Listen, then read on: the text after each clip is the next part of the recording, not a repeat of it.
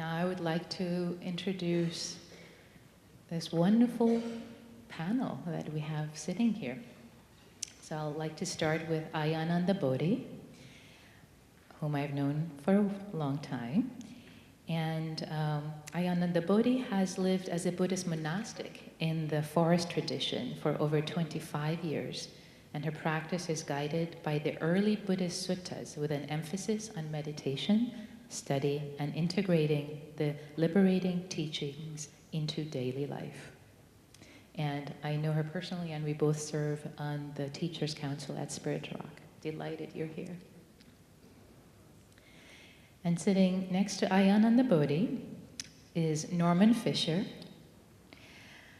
who is a poet and a Zen Buddhist priest. He's a former co-abbot of the San Francisco Zen Center and is founder of the Everyday Zen Foundation, a network of Dharma groups and related projects. His latest Dharma book is The World Could Be Otherwise, Imagination and the Bodhisattva Path. Wonderful, wonderful to have you here, Norman. And I had the privilege to teach with you many, many years ago at a retreat, and I've missed you ever since. And to his right is Richard Dixie, whom I've had the pleasure to meet today. And Richard has been a student of the Dharma since early 1970, trained in both the Tibetan and Theravadan traditions. He was the director of the Bioelectronic Research Unit in London for 14 years and is an advisor to the Khyentse, am I saying it right? Khyentse Foundation, and a senior instructor at Dharma College, Berkeley. Welcome, Richard. And Gail Fronsdale, sitting at the end. Gail has practiced Zen and Vipassana since 1975, and he has a PhD in Buddhist Studies from Stanford. He's the founder and primary teacher of the Insight Meditation Center in Redwood City, California, where I also teach, and Gail has been a friend and mentor to me for many, many years. I'm delighted you're here, Gail. So, and I don't know if I was introduced or not. I'm Nikki Murgafori, and I'm both an empowered teacher in the Theravada tradition, and I'm also a nerd, an AI scientist. I wear a couple of hats, so I'm delighted to be here. So let's start with the word, actually, the translation, the common translation of the word nibbana or nirvana in the suttas is enlightenment. But there are so many other translations, so many other synonyms. I personally prefer awakening, as I've shared already, awakening, as well as freedom. There's also liberation, the unconditioned, destruction of greed, hatred, delusion, the other shore, the peaceful, the sublime, the deathless, the island, the refuge, and many more from Samyutta Nikaya 43. So let's start with, what does nibbana, awakening, enlightenment, or whatever synonym you prefer, what does it mean to you?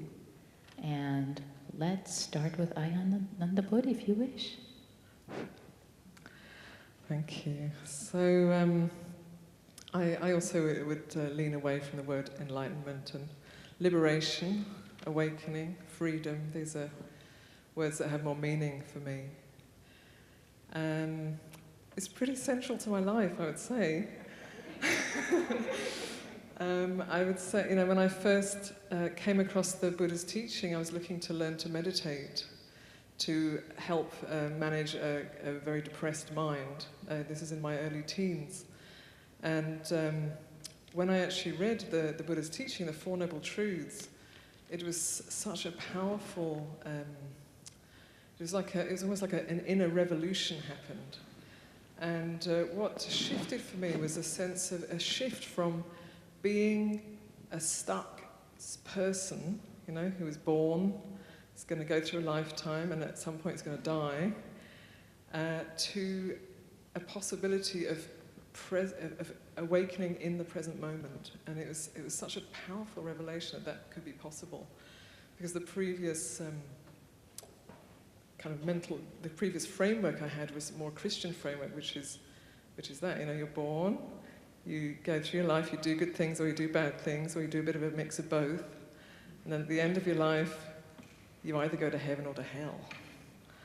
And that felt like a bit of a difficult setup for me. I wasn't feeling too hopeful about heaven, honestly. So this teaching of the Buddha, that awakening can be found here and now, was profound and really changed my life, as you can see. And so I think when I first came across that idea, there was a sense of it was something out there, something wonderful that I would get one day. And I even remember having an image of like some little beautiful being floating on a lotus up there somewhere. You know, that was my idea at age 14, you know, of enlightenment or of awakening. And then over the years of aligning to the teachings, it's there's this sense of it's in a way it's our birthright. It's what we're born with. It's waiting to be rediscovered. And so for me, awakening is the potential that we all have, that we get distracted from and we forget and we doubt and we get obscured because of our mental habits and so on and actions. But it's waiting to be realized by each person in this room and each person outside of this room. So that's what it means to me. Thank you. Norman. Hi, everybody. Nice to be here with all of you. I don't think the word enlightenment is a fair translation of nibbana or any of the words used in the text. But I think the reason why it's the most popular word in the West is because of I guess it was the 18th century Enlightenment period, which was a period where people thought no more having to believe in doctrines that are dictated to us by others, by the church. We can think for ourselves. We can discover something for ourselves. We can be, it was a dark period, the dark ages. We can be now in the light. So that's a good idea. I like that idea. And so I think that idea actually pervades the reception of Buddhism in the West, that we think of it that way. We think of it as not being about doctrine. If the teachings are valuable, and I think we would all agree that they are, it's because we confirm them in our lives, in our own experiences. Anyway, in advance, Nikki sent out a bunch of questions, and I dutifully wrote answers to them. So I will now read you the answer. What does awakening mean to you? That was the question, right? Here's the answer. Go for it, Norman. Yeah. It means practice, unswerving devotion to practice for the benefit of others. It means fearless unselfishness. That's my answer. Thank you. And I also appreciate what you brought in about our enlightenment predating Buddhism, and thank you for yourself. Now I'm going to have actually a deeper appreciation for the word enlightenment. Thank you for that. Yeah, Richard. Yes, so there's another translation of nirvana. I think it's quite interesting. A vana is a prison, and nirvana is to be free of the prison. And the question is, what is this prison that we're caught in, that we need to be free of? And this really comes back, I think, to the heart of what Buddhism is. Because I think at the heart, Buddhism is a real direct inquiry about experience and about what it means to have experience. We've talked a lot about peripheral items today. I think now we're really going to talk about the real essence of what Buddhism is about. And the vana we're caught in is something we don't expect. That's where we can't see it. If we could see it, we'd break it, we'd get free, but we don't. For example, put your hands up if you think you're here now.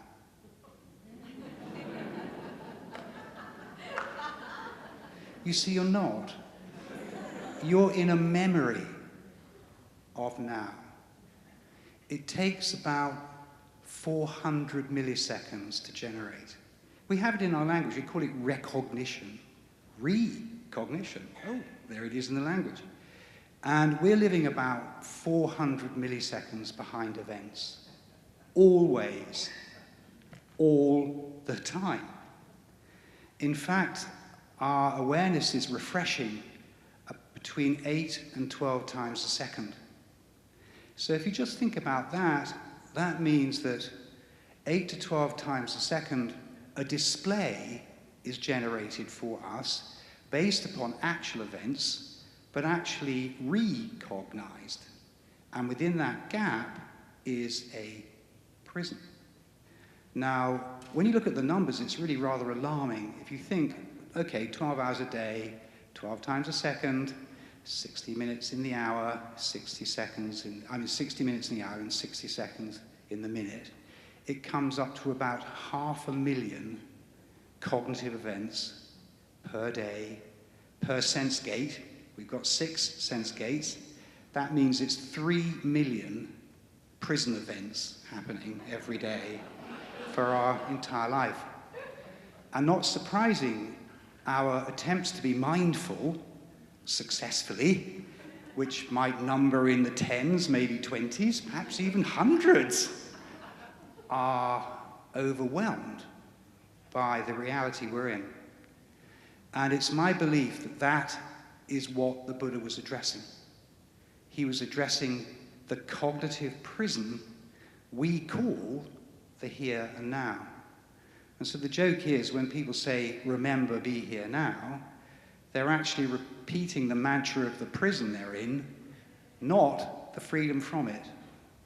And it's understanding that that is the essence of the path. I think it's probably the essence of all religions, actually. Thank you, Richard. We'd love to come to back to that later, but for now, we're just going to go down the line for the first question, and then we'll mix it up. Gail, please.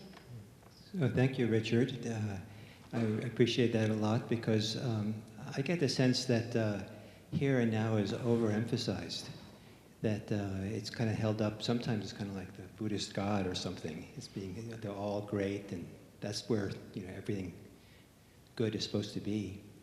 I teach people to be in so-called here and now, but I think that we have to be careful not to overrate it. And I think this word nibbana or nirvana points to something that's more valuable, more important than the here and now. And I myself prefer to think of it as an action noun. It's not a thing or a place or a reality, but rather it involves an action, and it's an action of release. And that's my favorite way of rendering the word nibbana, is as release. And it's a profound form of letting go of the prison that we're in, the attachments we have. And that the path of practice that I've gone through has been a progressive series of letting go of releases. And I think that one qualifies as something like, maybe like enlightenment. I'm not sure what it is, but that when that release is so strong and so palpable, that it gives us a first-hand experience of a different way of living, a different way of being, one that's not self-centered, one that sees the possibility of dwelling without attachments, without greed, and without hate. And that experience, maybe those things still live in a person, but the experience of being freed from those are so strong that it becomes a palpable reference point that begins working us and changing us and helping us move further into the possibility of release. And I think that our whole system is set up, our psychophysical system, if you tune in well, or if you sit and get really quiet, it's set up to want us to move towards that release. Because not to move in that direction is to stay suffering. Thank you, Gail.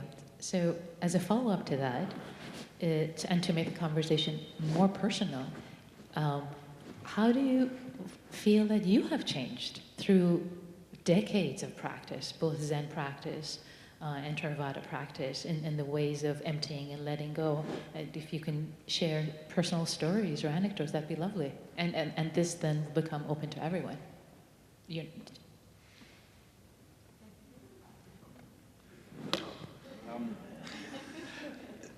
Okay, so there's another element to this which has to be understood before you can get to an understanding of release. I'm not talking to you now. Sounds a bizarre statement. But if you, when you're talking, look at yourself as you're talking, you realize that's actually true. We are not doing what we think we are doing. We're totally different from what we think we are. So the display that we live in has a displayed actor in it, which you remember is me. But we have a faculty, and this is where the possibility arises. We have a faculty to see. And if we look, we see there is no actor. Something else is going on. The words are coming out now, for example, but Richard Dixie isn't saying them, not at all. And this is true for all of us. It's really straight in front of our faces. Now, whatever that is can be relied on. You find yourself relying on something you don't identify. It's really quite remarkable. It's a true refuge. All the refuges that you can identify are going to let you down. I can tell you that now, because they're just concepts. They are put together ideas. But this refuge, which you can't identify, is totally reliable. And you find yourself relying on a capacity that you don't identify, which turns out to be who you are. Now, this is a strange realization. Perhaps we are 400 milliseconds in front of who we actually are. And all we have to do is rely on who we are, and then something else happens. Now, that reliance is the realization that one can talk about. What do you think about that, Norman? Well, unfortunately, I don't think practice has improved me. Couldn't care less.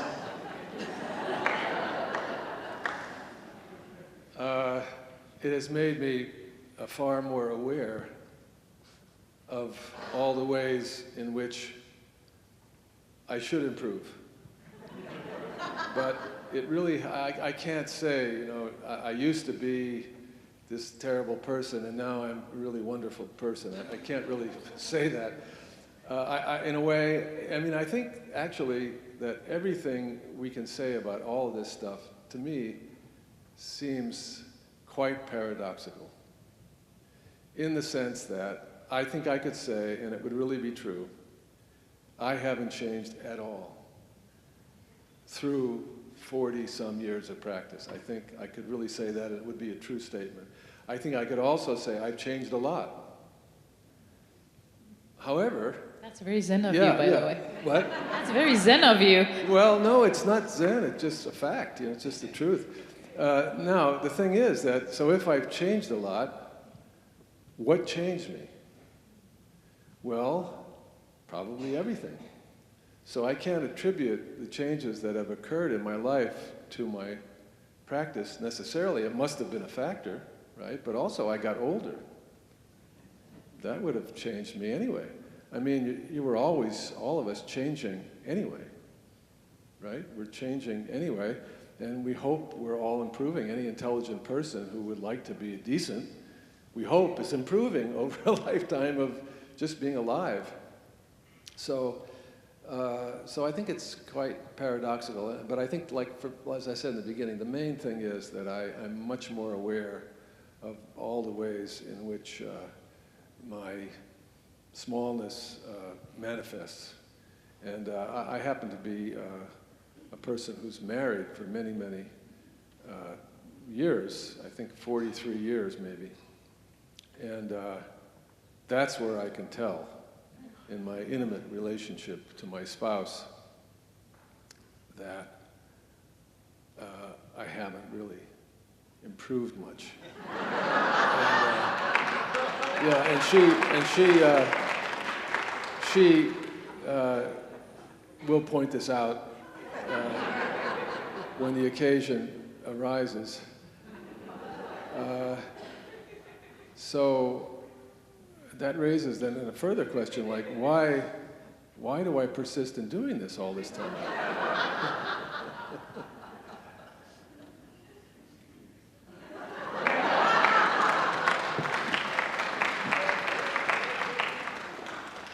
Gail would love to hear your comment.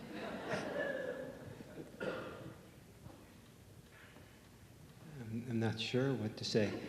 Do you want like a little detail of maybe example how I changed, or you want something a little bit bigger? Anything, take it anywhere you like. Well, the little detail was that I think it represents a change.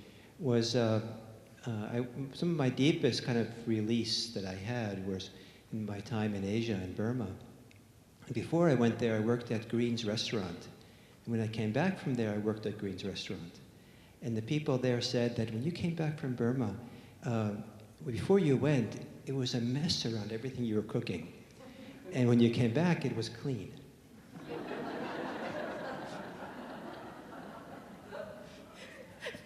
Lovely.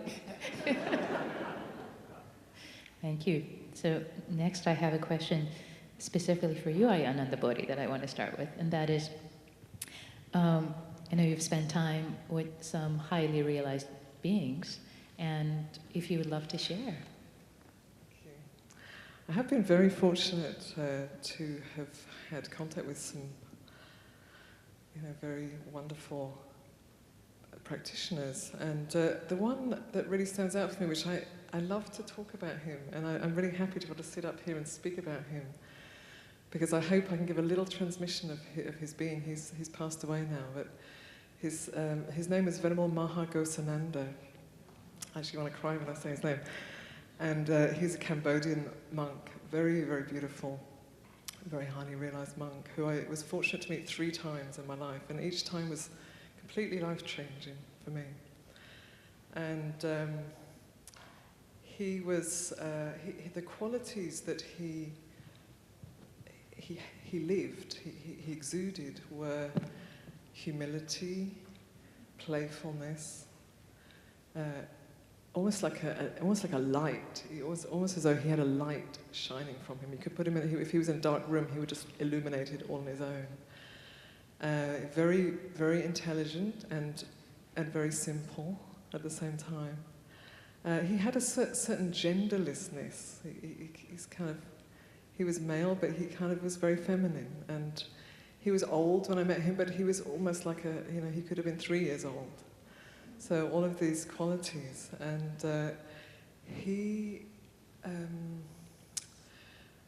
one of the things that really struck me very deeply, I mean, many things that struck me, but reflecting on his life, and that he came from Cambodia. He was actually in Thailand practicing as a monk when the atrocities happened in Cambodia, and he wanted to go back to be with his people, and his teacher said, no, stay here, keep practicing, and then you'll have something really valuable to share with your people.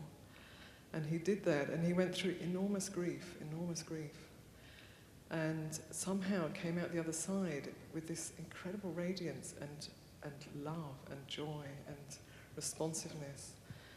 And every member of his family were killed during the Khmer Rouge time. So he was somebody who had a lot of reason to be bitter, to be angry, to be resentful, and there wasn't a trace of that in his being. There wasn't a trace of greed or a trace of hatred in him. And it's very rare to meet someone like that. And when you do, it kind of blows your mind. It's different to any other experience. For me, it's like I've never experienced anything. Maybe also being with the Dalai Lama, he has a similar clarity. Thank you for that exquisite transmission. I start to feel like I'm being cooled as you were talking about it. I'd like to direct this question to Norman and Gil because they've worked with a lot of students in lay conditions, and now sort of people that you've seen and worked with who've been your teachers. Now the question is, the inquiries about people that you have seen their progress throughout their years, towards the decades, and how you've seen them change for the potential of this practice.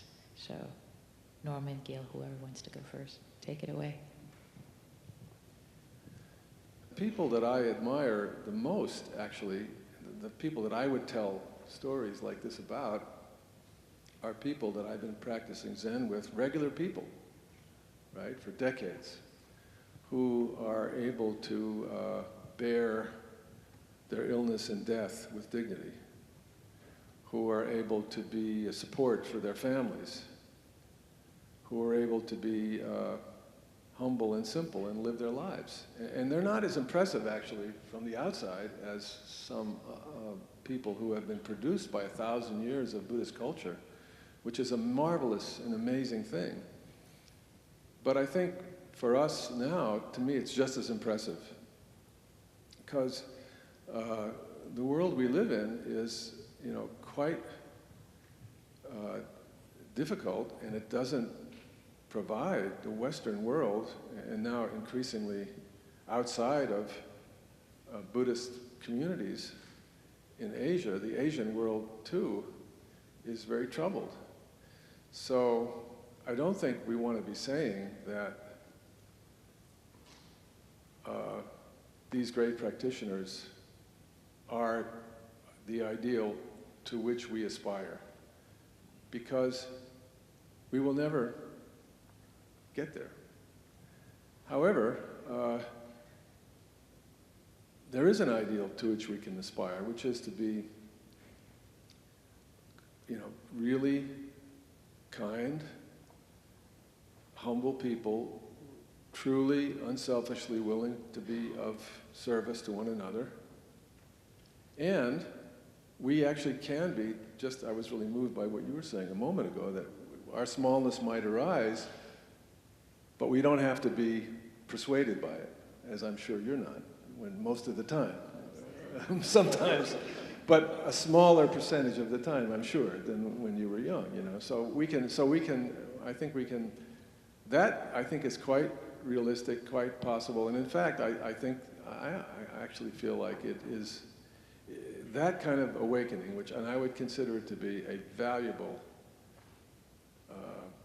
kind of awakening, is really available, I actually think, to anybody who would practice seriously over a long period of time, because it takes discipline, it takes commitment over time. But I think if that's awakening, and I feel it is, a kind of awakening that's quite valuable, then we can all aspire to that kind of ideal. And so I don't have any problem celebrating the great sages and teachers who we've met in our lifetime.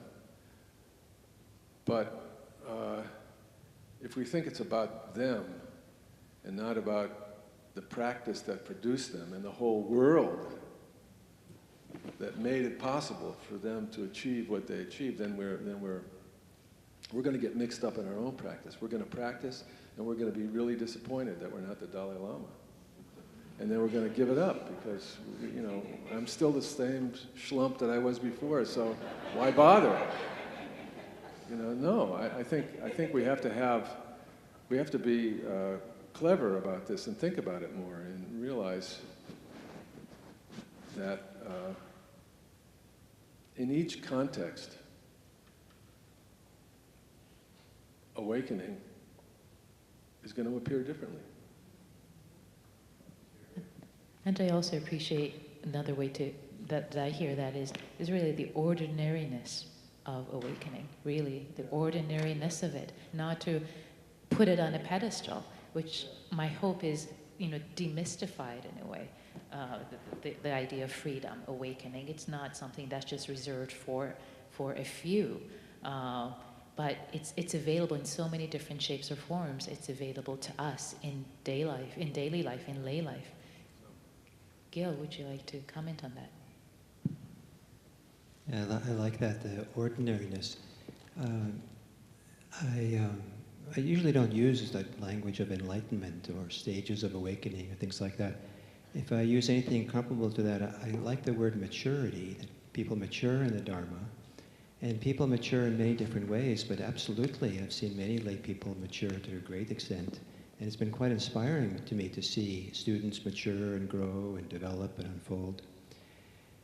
The question of lay versus monastic, I think that lay practitioners have just as much, if they practice sincerely and dedicatedly, and have just as much opportunities for the kind of deep experiences of release, of freedom or letting go, as a monastic does.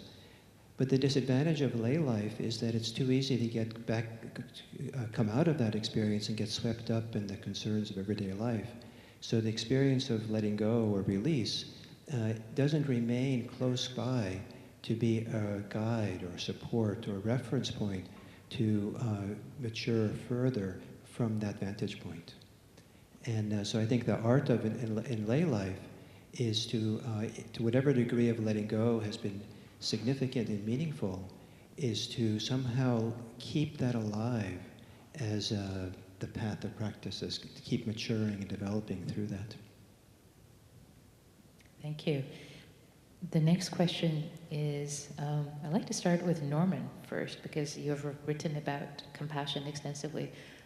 So is the relationship between awakening and the cultivation of compassion and love, whatever word you want to put on that too.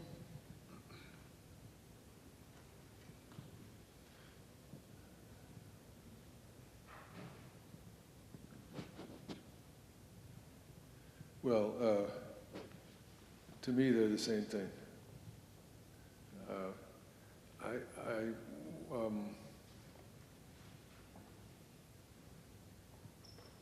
Alexia gave a talk earlier about gender and so on, and she mentioned that she studied at Cal with Professor Lancaster, and I did too, around the same time. And I remember that he gave a seminar on reading the Emptiness Sutras. We were specifically reading the Diamond Sutra in Chinese. Not that I could read it, but I was trying to learn how to read it, and he was reading it with us. And I remember him saying, well, in Mahayana Buddhism, they always say that wisdom, the ability to understand the emptiness of all phenomena, wisdom always goes together with compassion. They say that. Wisdom and compassion always go together. He said, frankly, studying these sutras all this time, I don't see that. I don't see what that has to do with compassion. But I believe them when they say it, so okay. But I don't get it. I remember him saying that. And now, all these years later, it just seems to me like so obvious that it's the same thing, because if you are willing to not be mesmerized by your own smallness, however much it appears, if you're willing to recognize all the really interesting things Richard was talking about, that the reality that you are one step removed from yourself all the time, that you are not at all who you think you are, if you're willing to acknowledge all of that, then it means that everybody and everything else is you. You're not this guy over here, right? You're not that guy over there. Everything and everyone else is you. And in this very wonderful way, because if it weren't for everybody and everything else, think how lonely you would be. It wouldn't even be possible for you to be here. So naturally, you love them all. And naturally, when they fall down, you try to pick them up. And probably you end up falling down too. But that's okay, then both of you are down there together, and it's not so difficult. So yeah, I think that I was telling Gil, and I was very happy earlier when I told Gil this, that he didn't think I was crazy. Gil actually knows stuff about Buddhism because he was a scholar. I make stuff up with a little bit of knowledge that I have from sutras and stuff.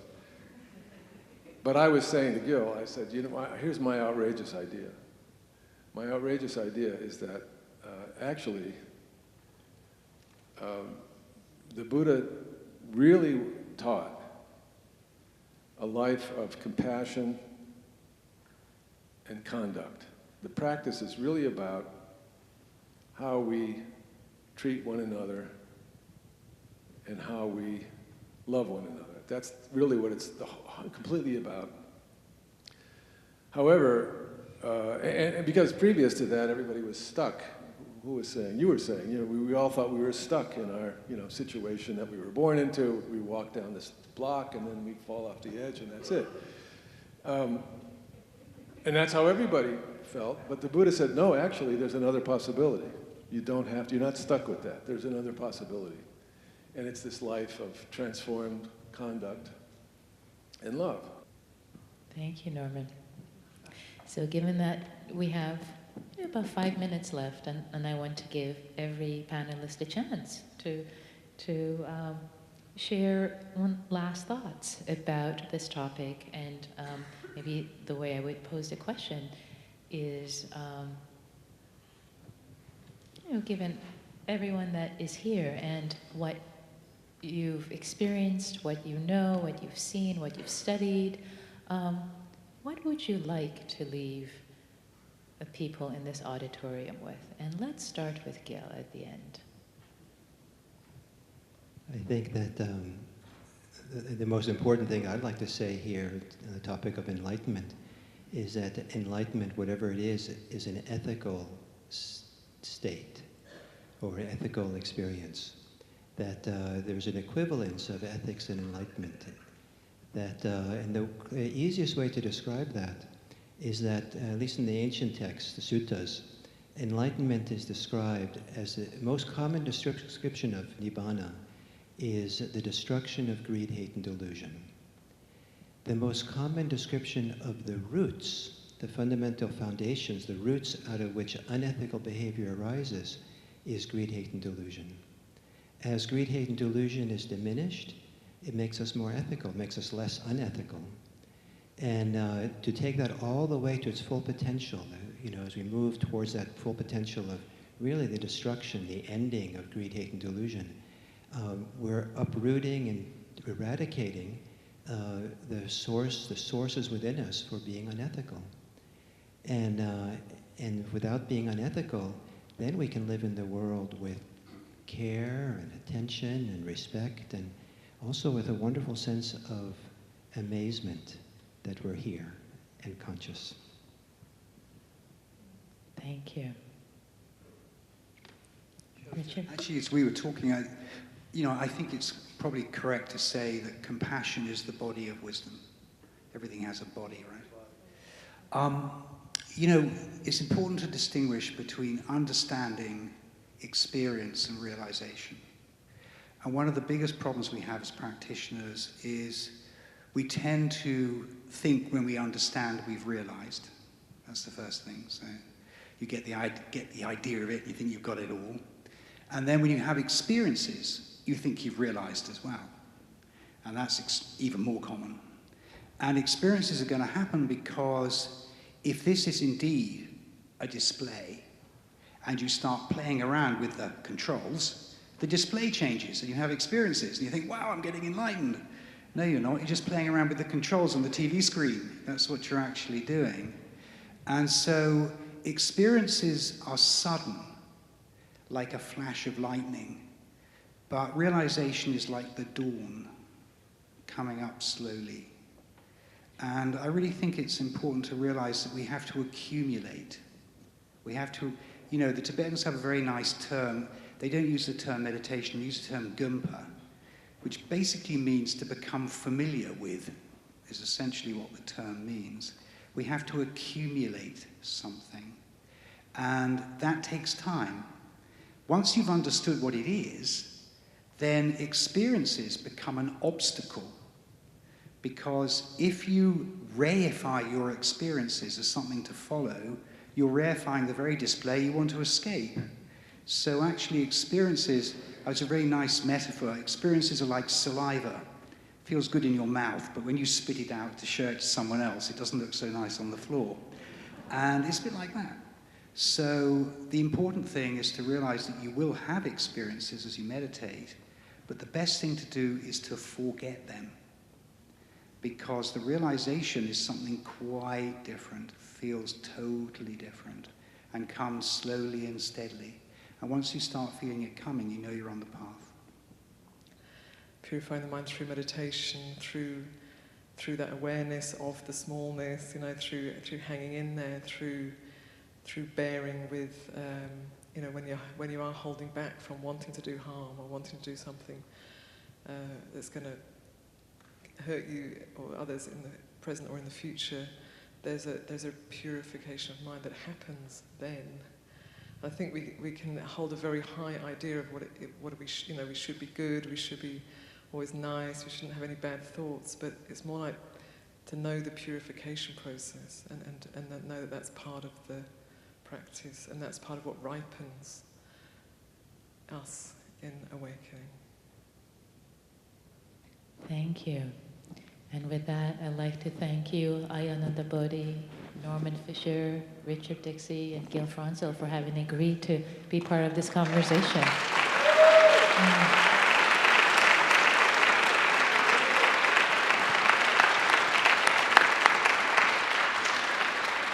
And thanks to all the organizers for inviting us to be part of this conversation. Thanks to all of you for your interest, for being engaged. May all beings be free. May all beings enjoy the taste of awakening, which includes us. Sadhu, sadhu, sadhu. Thank you.